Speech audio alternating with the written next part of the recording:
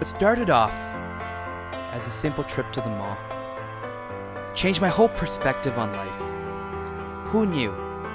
Something so insignificant as getting a coffee would be the most significant moments in my life. Here I was, a day after paying my first year's tuitions, and I decided to go to the ATM to take out whatever money I had in my account, just in case a bill or a payment came out. Just great. I had $20 to my name. I didn't have a job. I didn't know where my next meal was coming from. But I decided to get a hot chocolate. Something to distract me from all of my problems. I ordered my drink, and I chatted with this cashier, this really nice lady that made my day feel better than it was. Until I saw my total that was. My total was $7. I couldn't change my mind now. I officially had $13 to my name. Wow.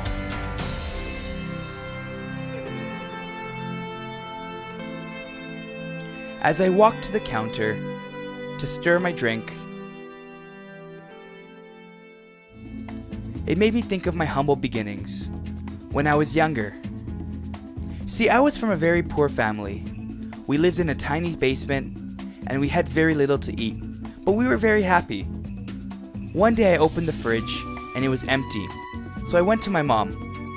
Mom, I said to her as I asked her for something to eat. We didn't have anything.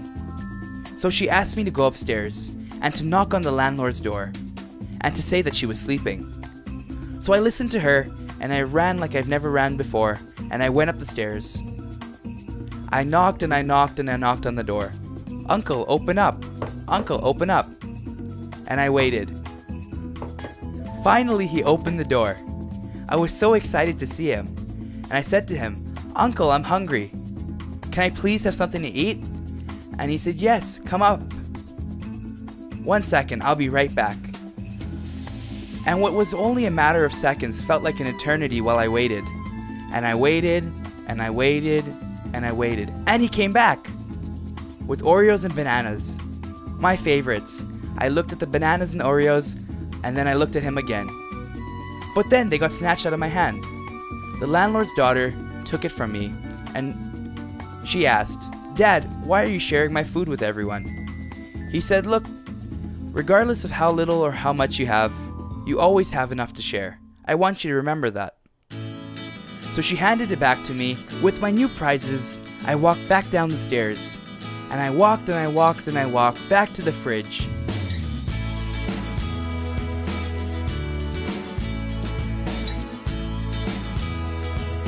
As I stood there, I thought, if someone approached me for my last $13, would I share it with them, or would I tell them I didn't have it and keep it for myself?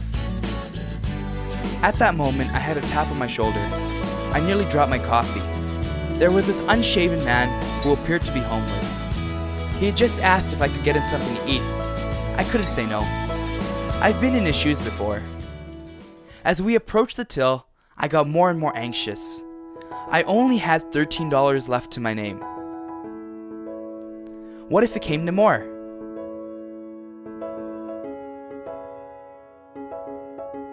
He ordered a coffee, he ordered Jamaican patty, and the total was $14. I didn't have enough money. I looked at the lady, I looked at the money in my hand, and I looked at her again. Then she asked me, is it for the man? I said yes. She said it was on the house. I was devastated. What were the chances that what I was thinking would happen? What were the chances that the barista would cover it on the house? It was honestly a miracle. I sat with the man who changed my life. I asked him what his name was, and till today, I remember his response. He said his name was Jimmy. Crazy Jimmy. So I asked him, why do they call you Crazy Jimmy? And he told me that it was because he was crazy in love with God, and that God always took care of him. He told me about how he was homeless, but he never gave up faith, and how being homeless gave him an opportunity to make the world his home. How he didn't have $1 in his pocket, but he never went hungry. and how something compelled him to come here and talk to me and ask me to get him something to eat. And here he was, crazy Jimmy, crazy in love with God.